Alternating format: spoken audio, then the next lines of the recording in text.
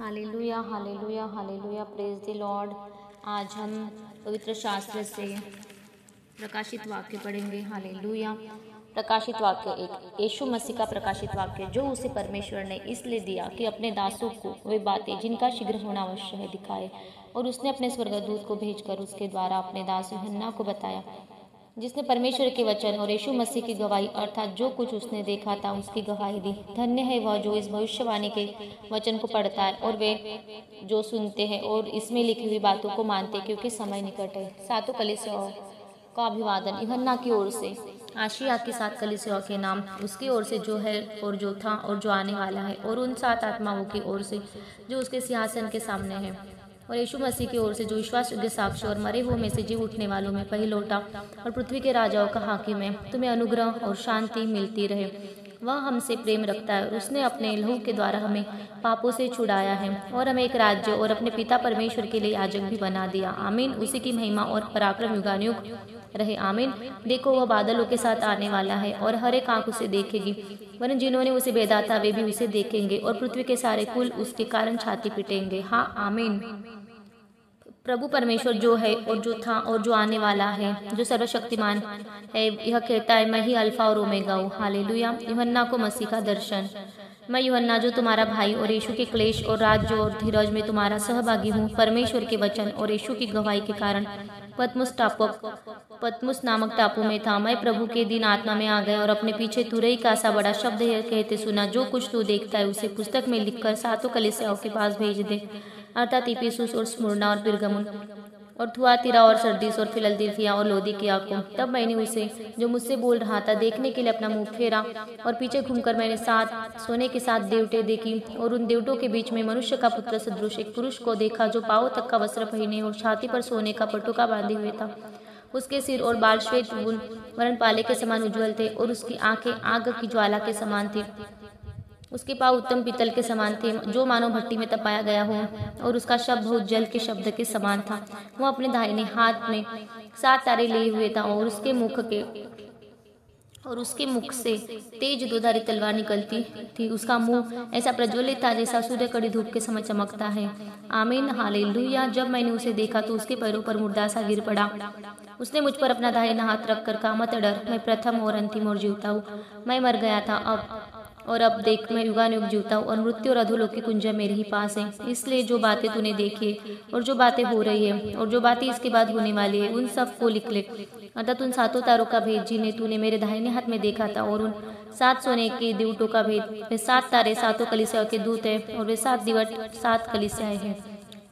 प्रकाशित वाक्य 2, इफिसुस को संदेश। इफिसुस की कलीसियाओं के दूत को यह लिख, जो 7 तारे अपने दाहिने हाथ में लिए हुए है और जो सोने के 7 दिवटों के बीच में फिरता है, वह कहता है, मैं तेरे काम और तेरे परिश्रम और तेरे धीरज को जानता हूँ, और ये भी कि तू बुरे लोगों को देख नहीं सकता, और जो अपने आप को प्रेरित कहते हैं और है नहीं, उन्हें तूने परख कर झूठा पाया, और तू धीरज धरता है और मेरे नाम के लिए दुख उठाते उठाते थका नहीं। पर मुझे तेरे विरुद्ध यह कहना है कि तूने अपना पहला सा प्रेम छोड़ दिया है।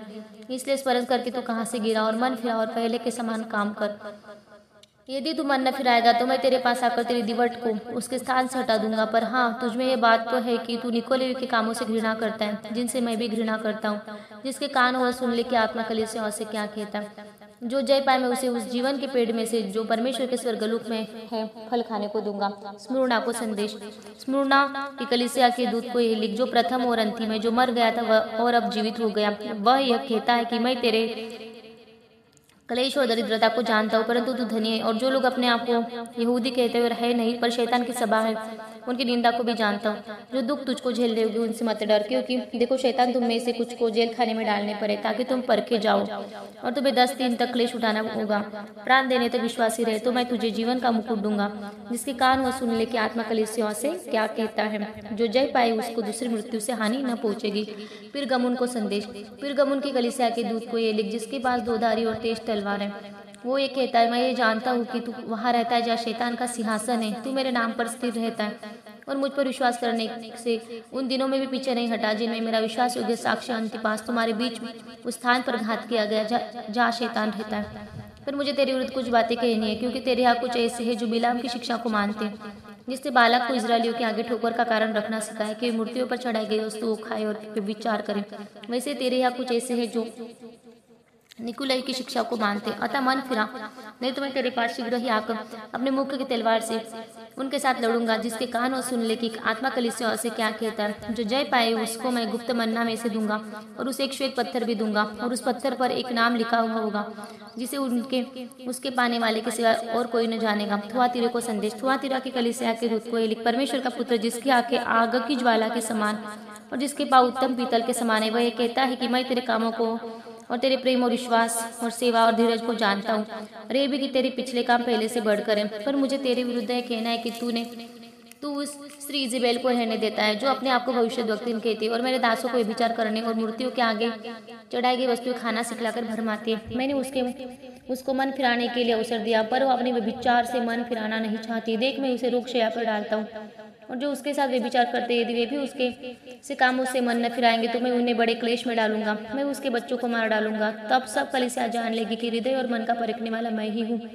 और मैं तुमसे में से हर एक को उसके कामों के अनुसार बदला दूंगा। पर तुम थुआतीरा के बाकी लोगों से जितनी इस शिक्षा को नहीं मानते और उन बातों को जिन्हें शैतान की गहरी बातें कहते नहीं जानते, वह ये कहता है कि मैं तुम पर और बोझ न डालूंगा। पर हाँ, जो तुम्हारे पास है उसको मेरे आने तक थामे रहो। जो जय पाए और मेरे कामों के अनुसार अंत तक करता रहे, मैं उसे जाति जाति के लोगों पर अधिकार दूंगा। आमीन। और वह लोहे का राजदंड लिए हुए उन पर राज्य करेगा, जिस प्रकार कुम्हार की मिट्टी के बर्तन चकनाचूर हो जाते।